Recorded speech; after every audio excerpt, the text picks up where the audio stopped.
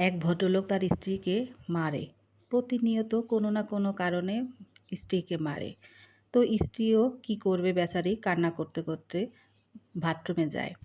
তো বাথরুম থেকে যখন বের হয় তখন সে খুব হাসতে, হাসতে বের হয়। তো এই জিনিসটা তার বর খেয়াল করলো যে আমি ওকে এত মারি কিন্তু তারপরে ও প্রতিদিন কান্না করতে, করতে বাথরুমে ঢোকে কিন্তু যখন সে বের হয় তখন হাসতে, হাসতে বের হয়। ঘটনাটা কী? তো যখন স্ত্রীকে জিজ্ঞাসা করলো যে তুমি হাসতে, হাসতে কেন বের হও? তোমাকে যখন আমি মারি তখন তো তুমি কান্না করতে, করতে বাথরুমে যাও।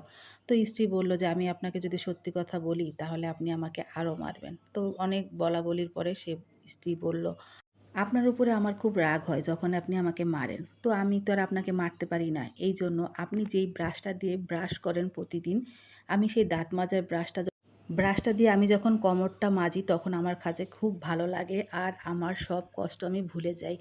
এই কথা শুনে স্বামী বেহুঁশ হয়ে ৩ দিন পর তার জ্ঞান ফিরল।